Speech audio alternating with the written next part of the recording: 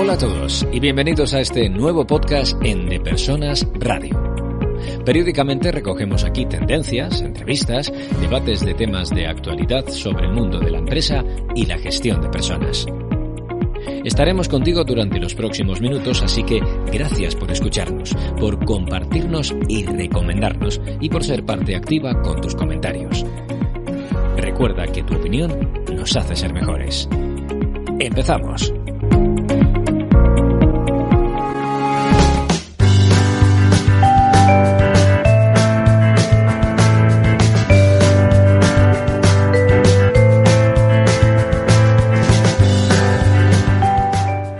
Hola, soy Raúl Castro. Hoy vamos a hablar, adivinad de qué. Pues sí, vamos a hablar de cambio. Estamos en un momento de cambio, estamos en el momento en el que los cambios pues son de mayor calado y son más profundos que nunca, y lo vamos a hacer de la mano de un experto en gestión del cambio. Él en su headline de LinkedIn lo tiene puesto como principal frase, ¿no? Ayudo a directivos a acelerar cambios, conecto ideas, negocio y tecnología. Y yo creo que esto le define.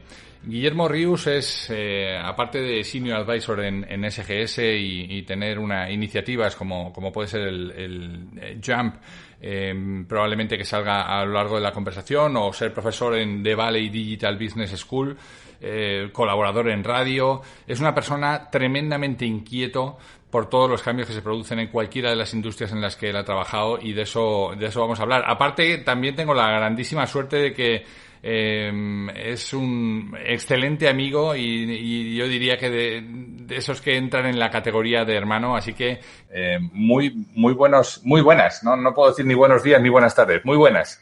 Como ya has dicho en otros podcasts, tenemos que ser cuidadosos, así que saludos cordiales. Saludos cordiales, exactamente. Oye, Guillermo, a mí me gustaría que le pudiéramos contar a nuestros oyentes qué enseñanza nos va a dejar a los reacios a los cambios, qué enseñanza les va a dejar esta pandemia, ¿no? Porque en muchos sectores hemos tenido siempre personas que han dicho los cambios no se pueden producir. Tú eres una persona que vives en el cambio permanente. Ahora nos contarás un poco también de tu historia, seguramente. ¿Qué enseñanzas nos dejan estos cambios? Bueno, sobre esto te podría dar dos lecturas.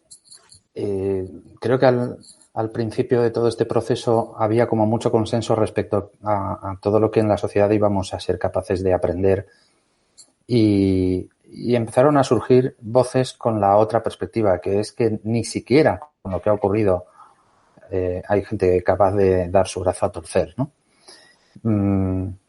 Hace muchos años leí el libro Política de Aristóteles y parece que está escrito antes de ayer, a pesar de estar escrito hace 2400 años. Me imagino que la naturaleza humana pues es la que es, ¿no?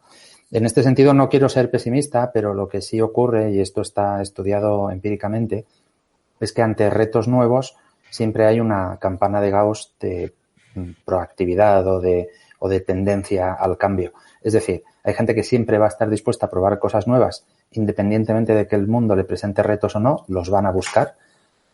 Esta gente que siempre está echada para adelante, ¿no? Que deciden constantemente probar cosas nuevas. Y en el otro extremo de la campana de Gauss tenemos unos tipos, bueno, que a los que les resbala todo, ¿no? Y que negarán la mayor, como en la película Titanic había quien estaba tocando el violín en mitad del hundimiento, ¿no?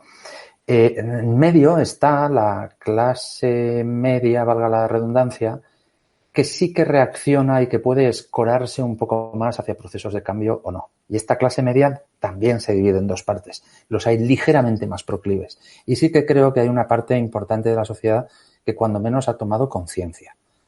No sé si se ha movilizado mucho, porque es verdad que la toma de conciencia es un primer paso, pero convertir eso en un plan de acción en un mundo desconocido, que da miedo, que agarrota también, a veces este estrés, en definitiva, bueno, la pandemia nos ha generado una sensación de amenaza, y hay quien ante la amenaza y con toda su adrenalina echa a correr, pero hay otros que se quedan bloqueados, ¿no? Por tanto, respondiendo de manera un poco larga a tu pregunta, yo creo que hay un primer aprendizaje general de que en el fondo, aunque parezca mentira, quizás muchas cosas no cambiarán tanto como creamos, pero sí que de alguna forma, como leí en la revista Yorokobo, una frase que decía algo así como en un solo fin de semana hemos avanzado lo que en 5 años, ¿no? Sí que es verdad que en muchas cosas el fuera de juego está obligando a tomar determinadas medidas. Lo que no sé es si eso se va a consolidar como una actitud de cambio. No sé si me ves muy pesimista, Raúl, tú que me... No. Mi pregunta estaba, o sea, al hilo, según te estaba escuchando, estaba pensando que efectivamente esa campana de Gauss, que ha existido siempre, yo creo que hoy se ha achatado, si quiero seguir el ejemplo, ¿no? En el sentido de que va a haber más gente proclive al cambio, sobre todo gente que nunca pensó que esto iba a pasar en sus industrias, que nunca pensó que esto les podría ocurrir a modelos exitosos como los suyos, que nunca pensó que ellos iban a pasar por situaciones como estas, ¿no? Y que de repente dicen, oye, pues si nos ha pasado una vez, ¿por qué no nos va a pasar más, ¿no? Yo creo que esa parte de gente sí que va a crecer, ¿no? De hecho, está creciendo, ¿no? Por otro lado, los negacionistas siempre existen, ¿no? La gente que dice, mira, esto no nos está pasando, bueno, eso va a pasar. Pero yo creo que los líderes, cada vez hay más líderes que se plantean esto como un momento de volver a poner unos cimientos distintos a los que les llevaron a donde estaban, ¿no? Yo creo que esa sí que es una enseñanza, ¿no? ¿Qué crees de todos estos cambios que han venido para quedarse? ¿Cuáles de ellos han venido para quedarse? ¿Qué nuevas tendencias, qué nuevas aproximaciones a los problemas han venido para quedarse con esta pandemia? Bueno, hay uno clarísimo y en esto no voy a aportar mucho valor a tus oyentes. Afortunadamente hemos tenido tecnología para sobrellevar el proceso y para adaptarnos. Si esto mismo nos ocurre 10 años antes, que en definitiva tampoco es tanto atrás, pero no teníamos un uso tan intensivo de la tecnología, el impacto habría sido mucho más bestia. Yo no visualizo el año 2010 o 2000 que hubiéramos sido capaces de teletrabajar como lo hemos hecho ahora. El impacto económico habría sido mucho mayor y es evidente que la tecnología nos ha facilitado el proceso. El mismo proceso de estar confinado. No es igual tener plataformas digitales, tener acceso a contenidos, tener capacidad de hacer videoconferencias con familiares, con amigos para mantenerse en contacto. Si esto nos llega a ocurrir antes, habría sido gravísimo. Y dentro del fenómeno, aunque en general, como se suele decir, ¿no? El efecto renta, es decir, el impacto del coronavirus es negativo, hay un efecto sustitución y yo por lo que veo en mi entorno con clientes y compañeros y tal, las empresas de tecnología están viviendo un momento álgido porque efectivamente se ha demostrado por la vía de los hechos que esto es todo un mundo que hay que aprovechar y por lo tanto, bueno, sí que creo que el proceso de utilización de la tecnología se va a acelerar.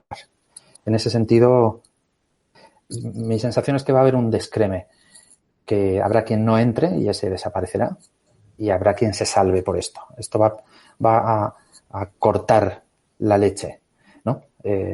Unos se van a salvar y otros se van a ver muy perjudicados. Eso, en primer lugar, que quizás no es una actitud. Bueno, de alguna manera el uso de la tecnología sí que es una actitud también, ¿no?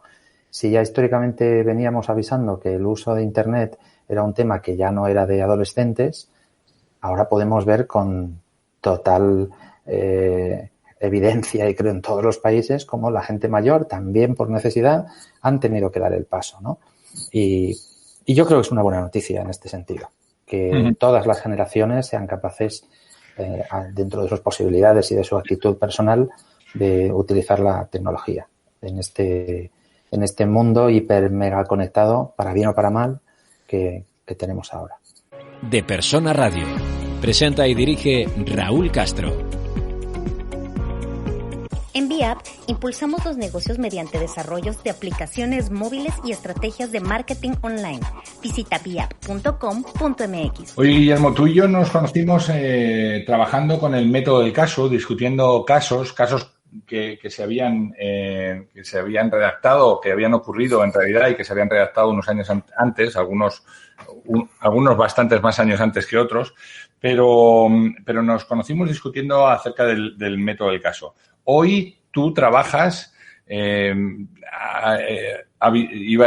estaba intentando traducir el advisor, ¿no? Advisando gente, ayudando a gente, asesorando a gente en empresas, ¿no? Por tanto, trabajas metido dentro de los casos, ¿no? Casos en donde los directivos tienen que estar tomando decisiones. ¿Qué decisiones difíciles están costando tomarse en este momento en las empresas? No me voy a olvidar de la pregunta y, sin embargo, déjame aprovechar la percha que me pones ahí para recordar al profesor Luisma Calleja, que falleció a mediados de julio. Sí, nos dio aquí a mi clase de dirección general en el IES y que yo creo que nos enseñó mucho a todos y en particular a mí, que bueno, cuando decidí emprender y montar una empresa de consultoría, me ayudó muchísimo.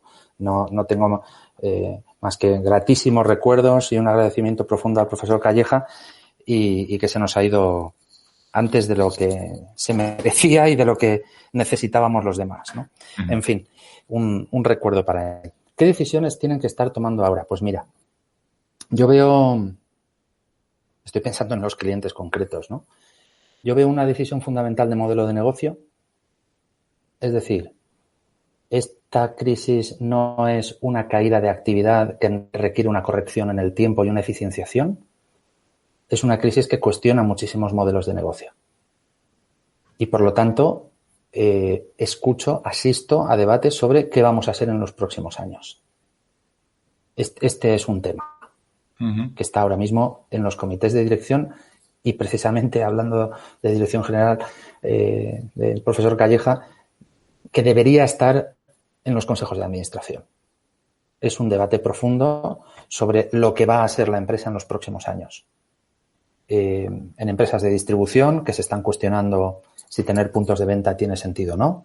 En empresas de logística que ven que las ciudades están restringiendo y cuestionándose el modelo de distribución online de entrega punto a punto y que por lo tanto pues ahí hay un debate muy importante. En empresas del mundo del automóvil, en una sociedad que pueda necesitar moverse menos o moverse más eficientemente o moverse de manera compartida, las compañías están cuestionando si van a ingresar por vender vehículos o vender servicio, qué sé yo. Podría ir sector a sector o industria a industria, como se dice en Estados Unidos.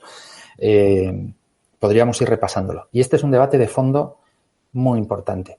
Y lo difícil de ser directivo hoy es estar planteándote el modelo y las decisiones de carácter verdaderamente corporativo, estratégico a ese nivel y al mismo tiempo salvando los muebles en el cortísimo plazo.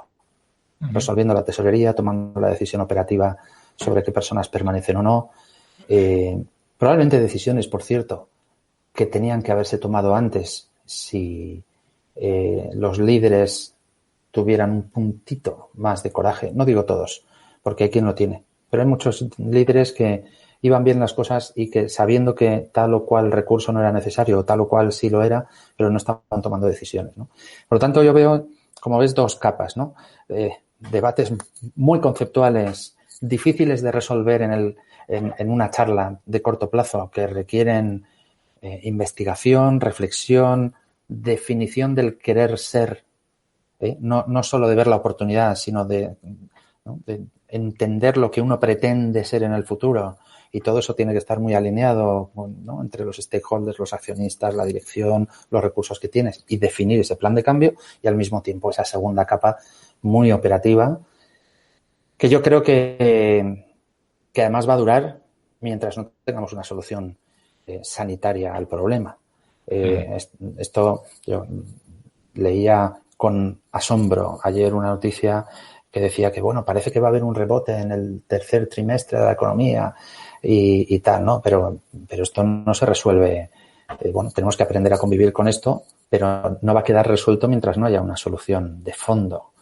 Y yo creo que tenemos un año en el que el corto plazo va a pesar mucho, un curso al menos desde ahora, hasta mediados del 21 con seguridad, y no sé qué espacio va a haber para ese debate de fondo, que sin embargo está encima de la mesa. Fíjate que yo creo que coincido contigo, ¿eh? Yo creo que son tan preocupantes estos mensajes de falso optimismo como que despistan a la gente, ¿no? O sea, yo también leí la noticia y me quedé a cuadros, ¿no? Al tercer trimestre ya rebota esto y me llevó inmediatamente a los brotes verdes, que lo único que hacen es perjudicar a la gente que piensa que efectivamente esto ya va a pasar y no hacen nada por cambiarlo, simplemente se limita a esperar a que pase, ¿no? Pero fíjate, hablabas tú antes de la alta dirección, que tiene que replantearse el modelo. Hablabas de esa segunda capa operativa, pero yo creo que entre medias nos falta la gente que provoca de verdad los cambios en las empresas, ¿no? Que esa es la parte de los mandos medios, ¿no? Que han venido haciendo lo que les decían y ahora se dan cuenta, entre otras cosas, porque también hay una generación nueva que está impulsando los cambios, se dan cuenta que ellos van a ser protagonistas de los cambios, que lo que tienen que hacer que pasen las cosas son todos esos mandos gerenciales, todos esos supervisores, esos jefes que tienen que hacer cosas distintas a las que venían haciendo y por las que fueron exitosos, porque si están ahí es porque lo hicieron bien y por tanto se mantuvieron, ¿no? Y ahora les toca hacer cosas completamente distintas. ¿En qué medida las direcciones de las empresas están atendiendo a mejorar los skills de estas personas, ¿no? O qué necesitarían para adaptarse a un mundo completamente distinto, más allá de la propia estrategia que obviamente tiene que ser distinta? Es muy interesante que menciones esa franja intermedia porque, en definitiva, efectivamente, son el auténtico motor, el conector entre la estrategia y la operación. Uh-huh.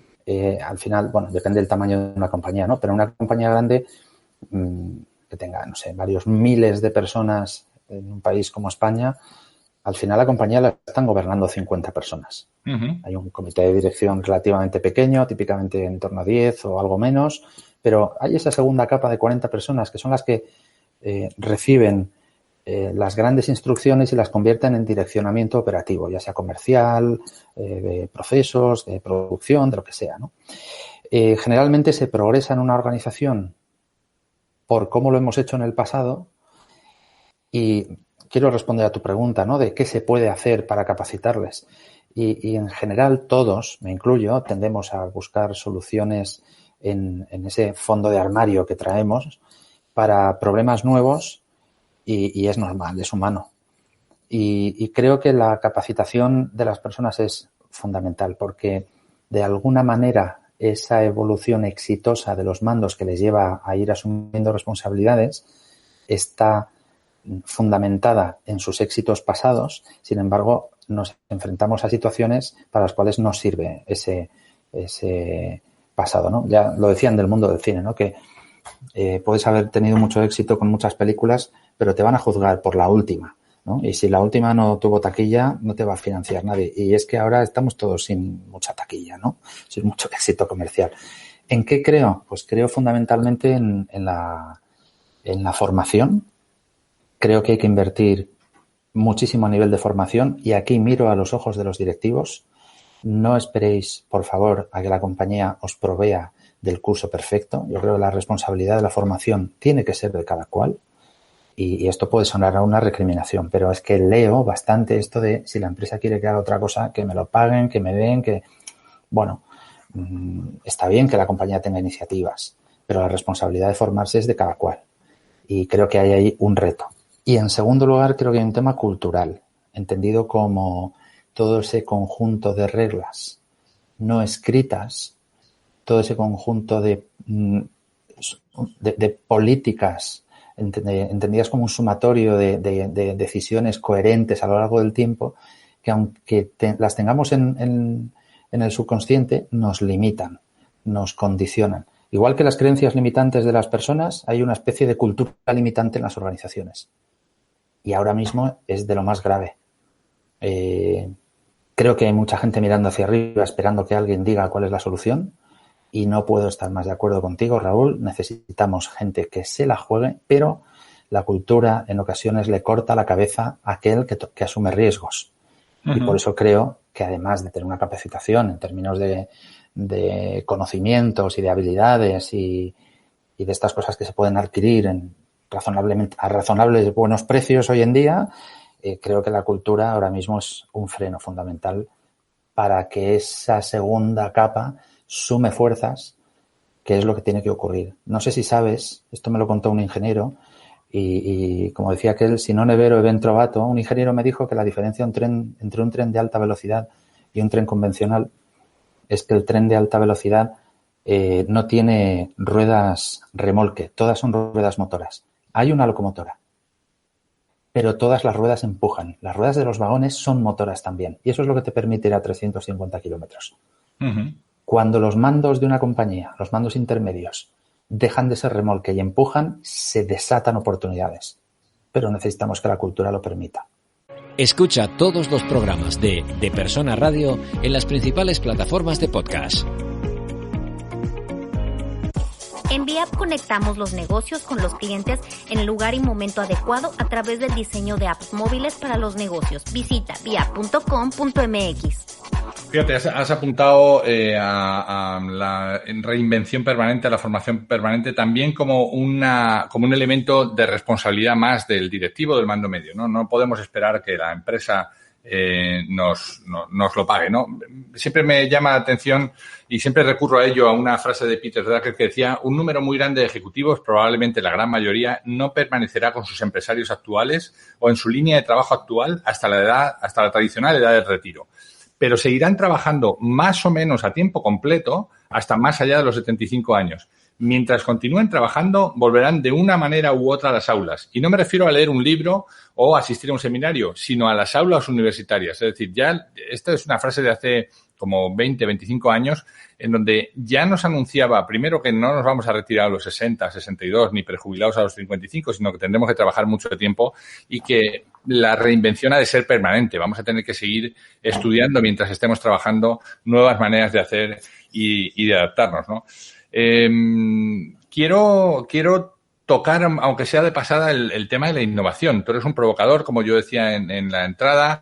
Eres una persona que ha vivido en muchas industrias y que ha estado hablando siempre de cómo innovar en la forma de hacer, ¿no? ¿No es una palabra un poco desgastada? ¿Qué se tiene que hacer para innovar? Y déjame que haga un pequeño paréntesis, porque Sir Ken Robinson, que ha muerto recientemente, también es una de las conferencias TED más vistas, hablaba de cómo la escuela mata la creatividad.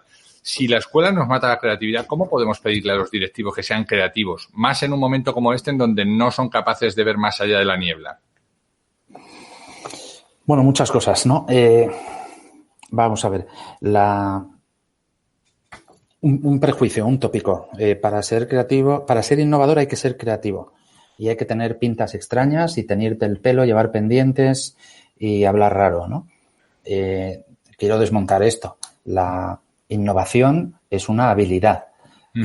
Y tiene, además, para ejercer esa habilidad hay que dominar una serie de técnicas. Y puede ser innovador todo el mundo. Hay empresas muy innovadoras con personas muy mediocres dentro, pero practican bien la innovación. La innovación no surge cuando yo entro en tu despacho y te provoco una idea feliz, por el amor de Dios.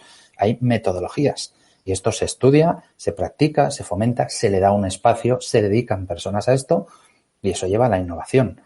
Sin necesidad de que uno lleve los dedos al aire en el trabajo, los dedos de los pies. Con esto no quiero criticar al que los lleva.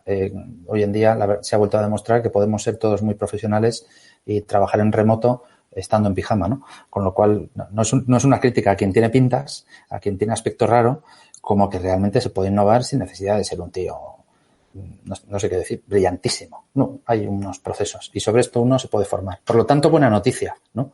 La innovación lo permite. Hay que tener perfiles de diferentes tipos. Dentro de un proceso de innovación hay que asegurar que están todos los implicados, tienes que tener roles dentro de los equipos para asegurar que unos compensan a otros, pero todo esto se diseña y además me atrevo a decir que es un tema relativamente consolidado ya.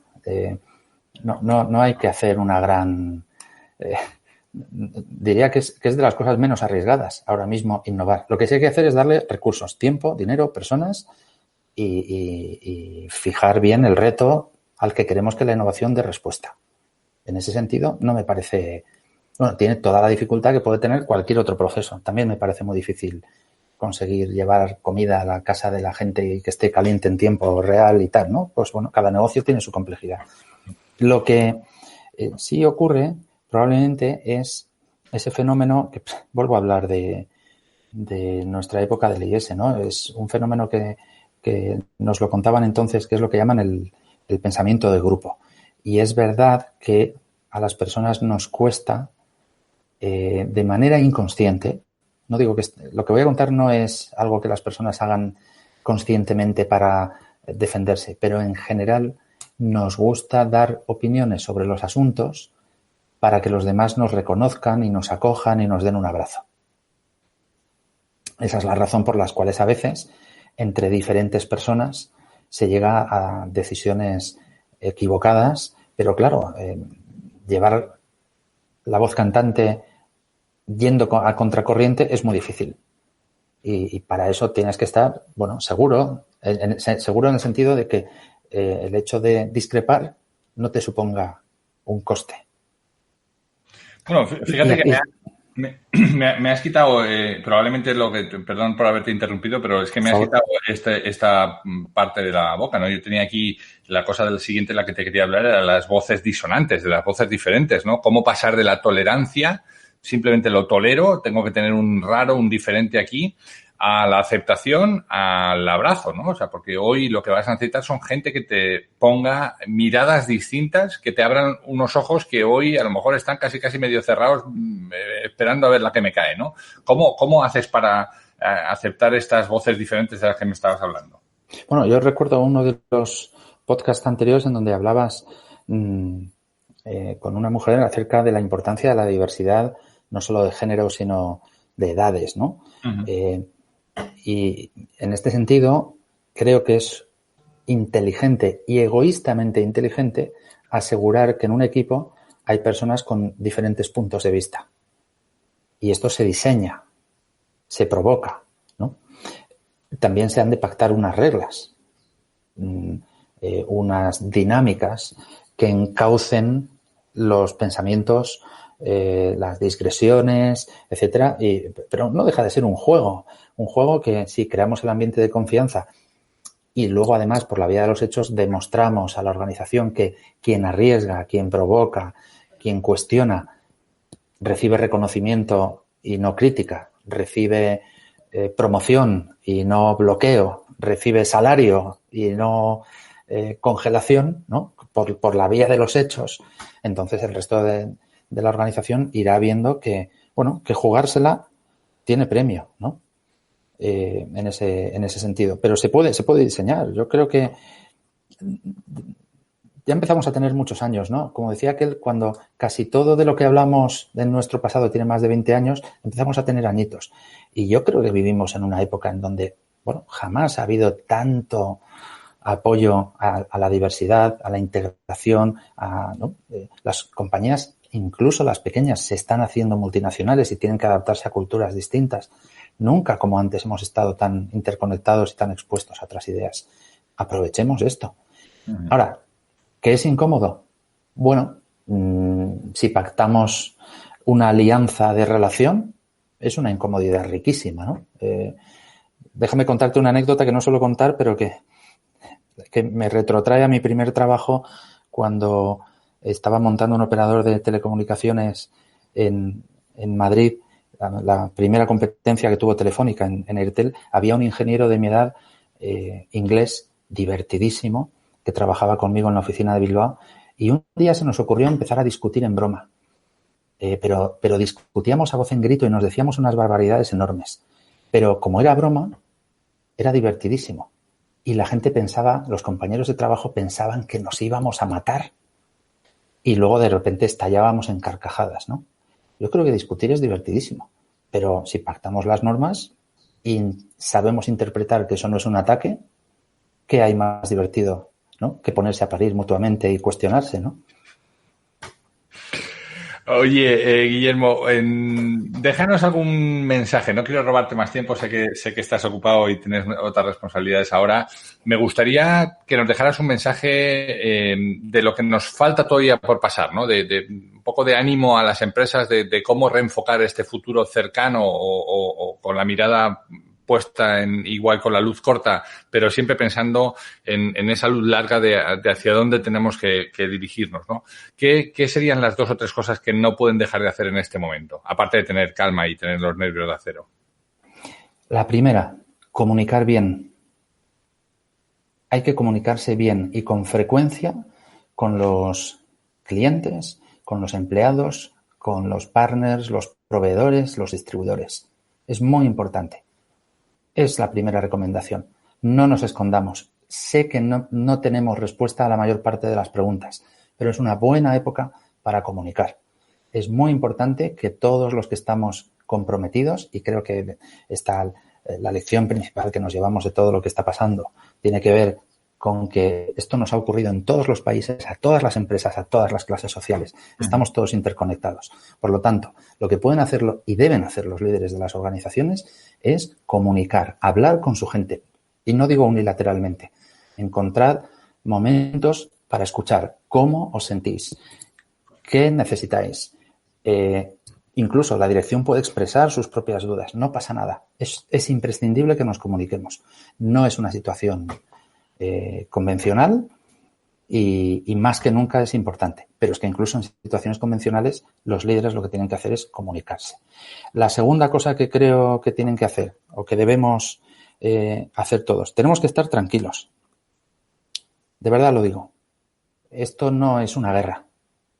Estamos todos en el mismo problema y, oye, es sorprendente cómo las bolsas están aguantando bien, ¿no? Los mercados tienen expectativas de que de esta vamos a salir, porque estamos todos en el mismo saco. No es una guerra entre nosotros, es la humanidad contra una situación que nos ha ocurrido y superado el problema de salud, que creo que está toda la comunidad científica haciendo lo posible, de esta vamos a salir y tenemos que trabajar desde la confianza. Muy importante. Estemos tranquilos, nos vamos a tener que apretar, vamos a tener que tomar decisiones difíciles. Es importante que lo hagamos con toda la humanidad posible, ¿no? En ese sentido, tranquilidad. Y en tercer lugar, lo que no mata engorda. Creo que de verdad, en términos generales, y habrá casos particulares, bueno, igual hay alguien que me oye y me dice, oye, a mí esto me ha venido fatal, pero en términos generales yo creo que esto, bueno, tenemos nuestro gran hito del siglo XXI y que nos va a ayudar a tomar decisiones de manera diferente para el futuro. Y creo que es un gran aprendizaje colectivo. Por lo tanto, aprendamos de eso. Guillermo, nos dejas yo creo que 3 acciones que tenemos que poner en marcha pues muy, muy concienzudamente, pero por ese orden. Comunicarse bien, y has puesto mucho enfoque en el escuchar, estar tranquilos, mantener la calma y aprender de ello y sacar provecho. Yo creo que no puede haber mejor lección y mejor resumen a esta charla que esto que nos dejas. Te agradezco mucho, Guillermo, te agradezco mucho este rato y ojalá esta conversación continúe. Al revés, el agradecimiento es mío. Estaba yo muerto de envidia oyendo cómo pasaba un montón de gente por tu programa y todavía no me habías llamado. Pues confieso humildemente, porque somos humanos, digo, yo quería salir aquí, así que hoy me voy a dormir muchísimo más tranquilo. Creo que es de verdad una iniciativa muy loable el que seas sistemático y que además seas generoso con este espacio que compartes con la gente que conoces en tu entorno y es muy interesante, así que un placer haber participado. Espero que haya servido de algo para los oyentes. Un placer de verdad estar contigo, Raúl. Te agradezco mucho y te mando un abrazo muy fuerte, Guillermo. Lo mismo digo. Muchas gracias. Pues hemos llegado al fin de nuestra entrega. Esperamos que haya sido interesante para ti. Si quieres saber más de lo que hacemos, escuchar entregas anteriores o leer las entradas del blog, no dejes de entrar en depersonas.com. Nuestra promesa de valor es ayudar a las empresas en sus procesos de cambio con quienes los hacen posible, que no son otros que las personas. Te esperamos en la siguiente entrega en De Persona Radio. Hasta entonces.